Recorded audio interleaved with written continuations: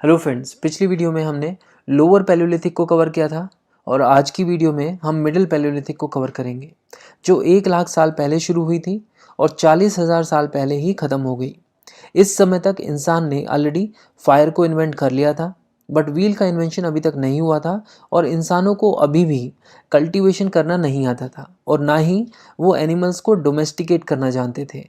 अगर बात करें क्लाइमेट की, तो उन दिनों आइस एज चल रही थी और क्लाइमेट बहुत ही ठंडा और ड्राई हुआ करता था, खासकर हायर एल्टीट्यूड्स में।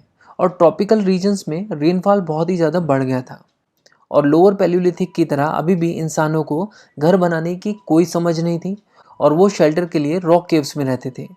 उत्तर प्रदेश के मिर्ज़ापुर से एक नदी पास होती है, बेलन रिवर। इस बेलन रिवर की वैली में कई सारी केव्स और रॉक शेल्टर्स मिलती हैं जो लोअर पैलियोलिथिक और मिडिल पैलियोलिथिक एज की हैं। इसी तरह सोन रिवर वैली जो आज के पाकिस्तान में है, उसमें भी काफ़ी सारी मिडिल पैलियोलिथिक सेटलमेंट्स मिलते हैं।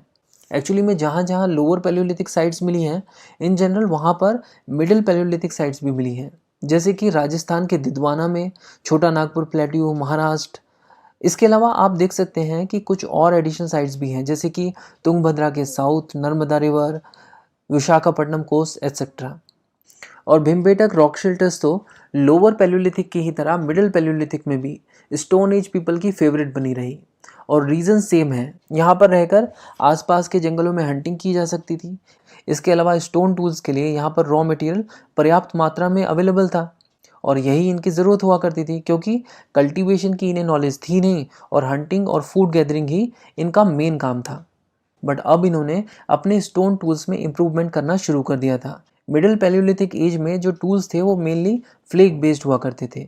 ये लोग क्या करते थे कि बड़े पत्थर को एक साइड से थोड़ा सा तोड़ देते थे ताकि पत्थर में एक साइड कुछ रफ चीज़ बन जाए। तो स्प्लिट होने के बाद पत्थर के बड़े पार्ट को कहा जाता था कोर और छोटे पार्ट को कहा जाता था फ्लेक।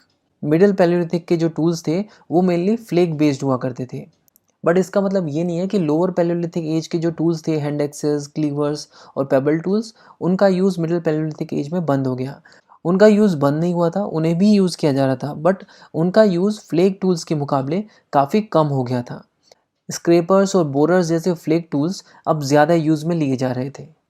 और इस तरह हमने मिडिल पैलियोलिथिक एज को पूरी तरह से कवर कर लिया है।